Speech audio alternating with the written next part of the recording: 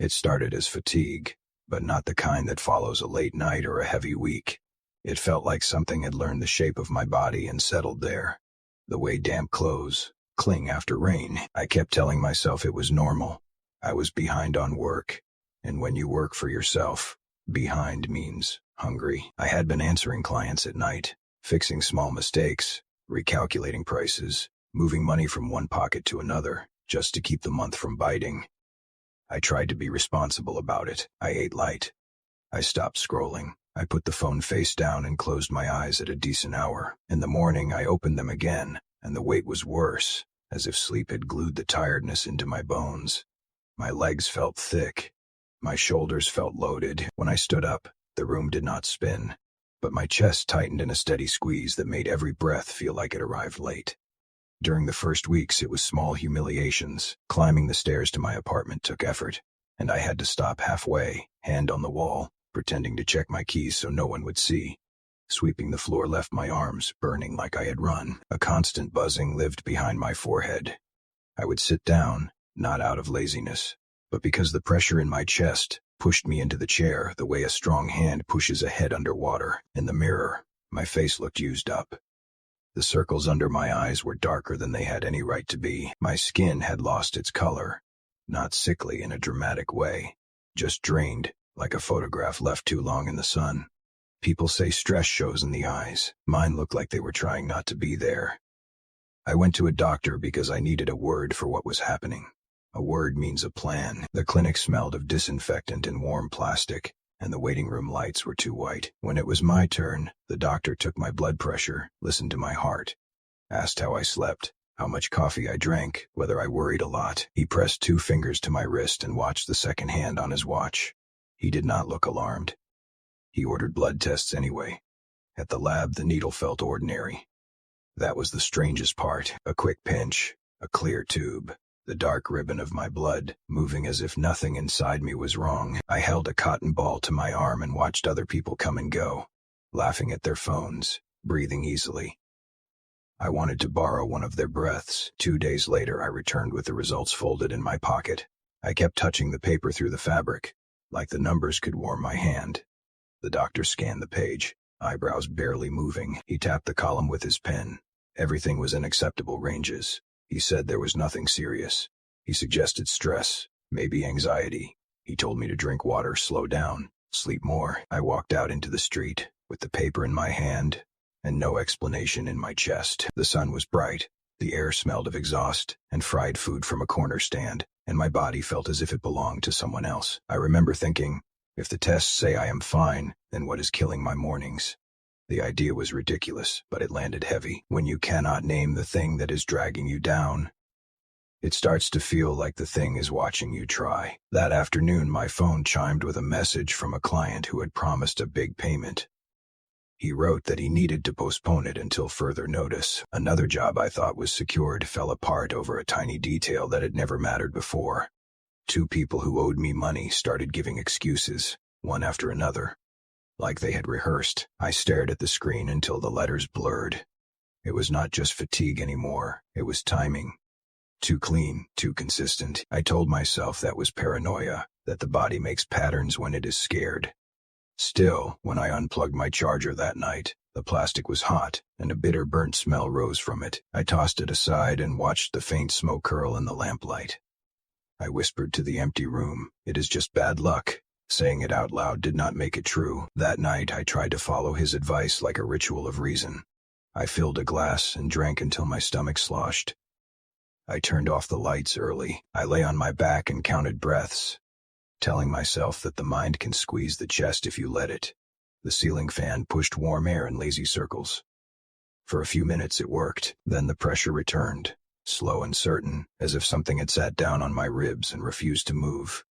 I got up to open the window. The street noise drifted in, a distant radio, a dog barking, a couple arguing softly. Normal life.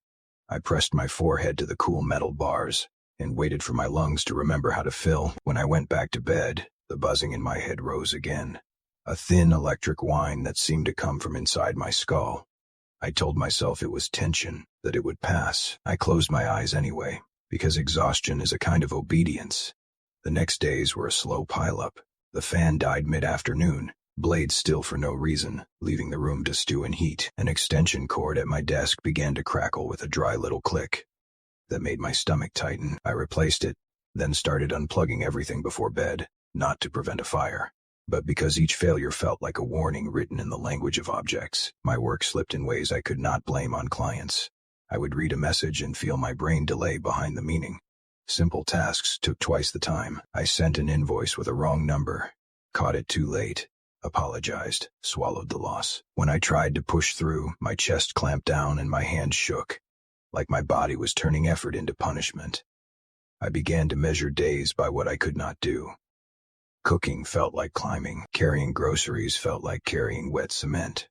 Even showering was difficult, because standing under the water made my legs go soft. Afterward, I would sit on the bed with a towel around my shoulders and listen to the buzzing inside my head rise and fall, as steady as an insect trapped in glass. One night, I recorded a voice memo on my phone. I needed proof that this was not a mood. My voice sounded flat, older. I described the fatigue, the chest pressure, the lab results that said everything was fine. Then I added the part that embarrassed me, the way my work and money were collapsing at the same time. I ended with a line I did not plan. If this keeps going, I will disappear in slow motion. When I played it back, I felt shame and fear in equal amounts, because the sentence sounded true. I kept trying logical fixes. I cut caffeine. I took vitamins. I forced myself to walk a few blocks each morning to prove I was still in control of my body. Each attempt became its own defeat. I would manage half an hour of normal movement, and then the heaviness returned, pressing my shoulders down, making my breath shallow, and the financial pressure did not wait. A client, who had confirmed a big payment, wrote that he would postpone it until further notice. Another job fell apart over a tiny detail, the kind that would normally be a quick fix, but suddenly became an excuse to cancel. After a week of that, my patience snapped. I decided the problem had to be my environment. If the house felt heavy, maybe my mind was turning it into an anchor. I started a deep cleaning as if I were scrubbing a stain only I could see. I emptied the closet, wiped shelves, shook dust out of old corners. I dragged the couch away from the wall and ran my hand under it, pulling out lint and lost coins. Behind the television stand, I found tangled cables and dead batteries. In the kitchen, I pulled every jar and bag from the pantry, cleaned sticky spots, checked behind containers, opened boxes that had been closed for years. Then I went to the patio, swept until my back burned, and got on my knees to look between cracks in the concrete. I was not just cleaning, I was searching, though I did not want to admit for what. A small bundle, a cloth bag, a figurine. Something that would let me point and say, here is the reason. Nothing appeared. The house was only a house. The dirt was only dirt. When I finished, I was soaked with sweat, shirt glued to my skin, heart pounding as if I had run. The room looked brighter, and yet the weight in my body remained untouched. That was the moment I understood, with a cold clarity, that whatever was happening was not hiding in my furniture or my dust. In the weeks that followed, my body began to change. My belt tightened on a smaller hole. My shirts hung looser at the waist.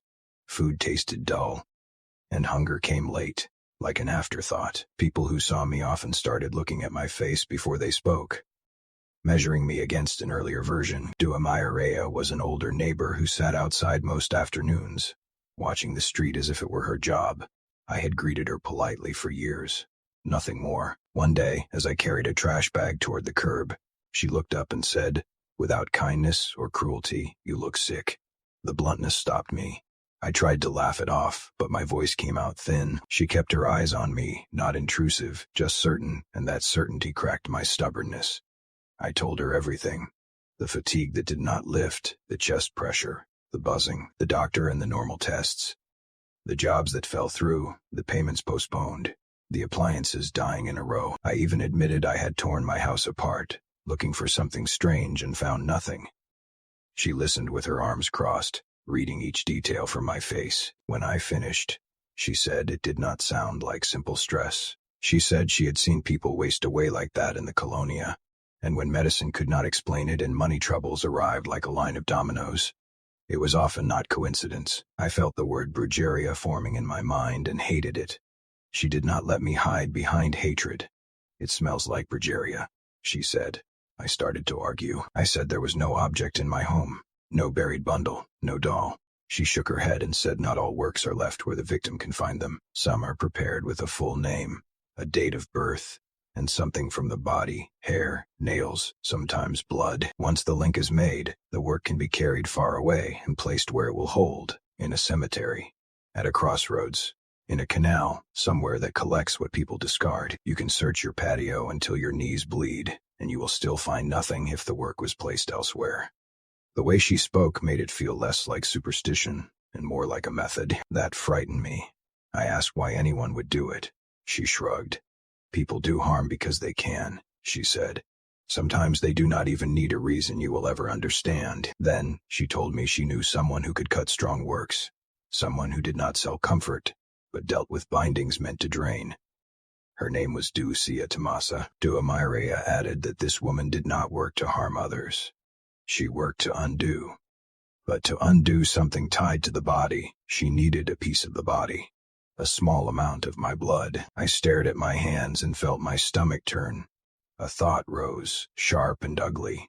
If my blood could free me, then my blood could also trap me. Duamirea watched my face and said, quietly, "When a life collapses with perfect timing, it is rarely random." I did not want to believe. I did not want to open that door in my mind, but my body already lived on the other side of it, and it was getting darker there. I told her I would go. She nodded like she had been waiting. She told me to be ready the next afternoon. Eat light, no alcohol. Try to rest. She spoke like someone giving instructions before a procedure. That night I lay awake, not imagining monsters, but imagining a person somewhere, holding my name like a tool. Duamirea came for me the next afternoon with her cloth bag and a sweater tucked under her arm. She spoke as if the decision had already been made. 2 buses, she said. We leave now. I had eaten a little, exactly as she told me, but my stomach still felt light and empty, like it did not trust food to stay.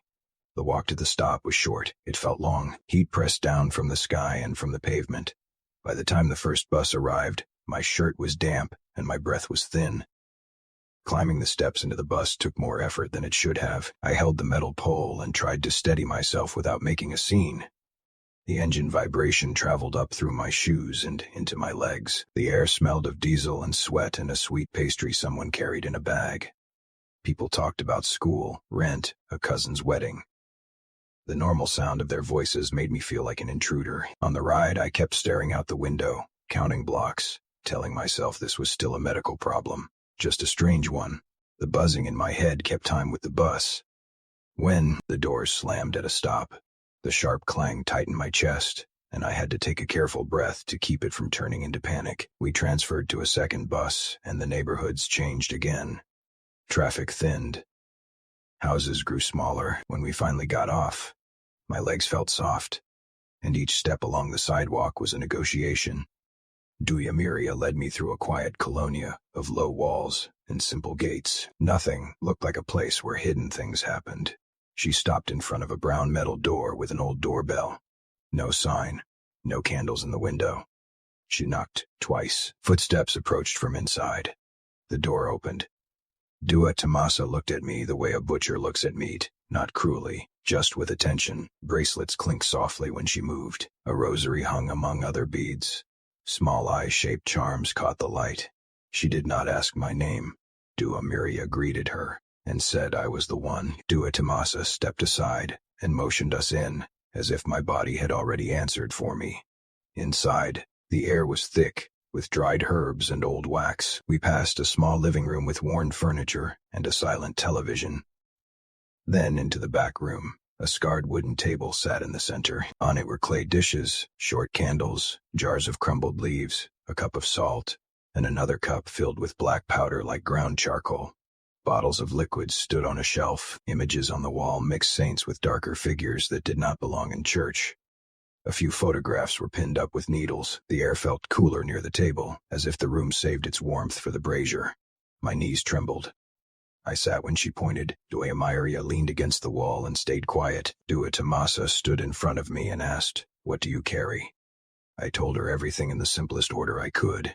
The fatigue that would not lift, The chest pressure, the buzzing, the doctor and the normal blood work. The clients delaying payments. The jobs that collapsed. The appliances failing. My cleaning and searching and finding nothing. When I finished, she nodded once. Yes, she said, that is a work. She did not argue belief. She took my hands and studied my nails and fingertips. She told me to breathe deep. Then, she lifted my shirt from behind and pressed along my back and neck. Finding points that made my muscles jump. She returned to the front, held my chin, and looked into my eyes so close I could see the tiny red veins. She took my wrist and counted my pulse for several seconds. Someone used your full name and your date of birth, she said. They used something from your body, hair, nails, something personal. They said it to drain you slowly, not to drop you in one night, but to keep you from rising. I asked if it was in my house. She shook her head. If it were there, you would already have found it. This is placed elsewhere. You carry the link. She told me it could be cut without finding the original object, but only if it was cut from me. She said she needed a small amount of my blood, not enough to make me faint, enough to drag what was attached into the open and sever it. The word blood made my mouth dry. I wanted to back out, but my body had already been losing, day after day. I nodded. She opened a drawer and took out a new needle sealed in plastic. She tore it open in front of me. The sound was loud in the room. She held my right hand and pricked the ring finger in one quick motion. A thick drop of blood rose. She guided my hand over a clay dish that already held salt, crushed herbs, and charcoal powder. The first drop fell. She waited for 2 more and let them fall beside it. Then she went to a small brazier in the corner. She lit charcoal with a scrap of paper and blew until it glowed. She set the clay dish on a grate above the heat. At once the smell sharpened. Salt warmed into a toasted mineral scent. Herbs turned bitter. Charcoal released a dry smoke that scratched my throat. Dua Tomasa lifted her hands slightly and began to speak in a low voice. The words sounded like commands. Not comfort. Break. Release. Sever. Return. As she spoke, my body sank deeper into the chair. The fatigue thickened, heavy and wet. My legs went weak. The pressure in my chest shifted into that strange tightness you feel after running, even though I had not moved. Do not stand, she said, without looking at me. Let it show itself. Smoke rose from the dish in a thin stream, then pulled upward into a narrow column, unusually straight. The candle flames did not flicker. The air felt still. Yet the smoke behaved like it had a string tied to it. The buzzing in my head grew louder, and with it came a crawling sense that something had turned to face me. Dua Tomasa wrote on a blank sheet of paper. My full name. My date of birth. Beside it, a single word I could not read. She folded the paper and passed it over the smoke 3 times. Then, she tore it into small pieces and dropped them onto the dish. She touched a candle flame to the paper. It caught quickly. The smell turned harsh and hot. Smoke thickened and rose in a straighter column than before, climbing without wavering. Dua Tomasa spoke again, louder now, not shouting, simply making the words stand up in the room. The paper collapsed into ash and curled fragments. A wave of cold ran down my back, from the base of my skull to my lower spine, like water poured under skin. My hands gripped the chair. My chest tightened, then eased slightly. Just enough to make me notice the change. It felt like a knot being tugged, not untied, but forced to loosen. Dua Tomasa pulled the dish away with a cloth and set it on the table. It is cut, she said. It will not cling the same way. Do not expect miracles. Expect days. She took a glass bottle from the shelf and set it in front of me. Prepared water with herbs and alcohol, she said.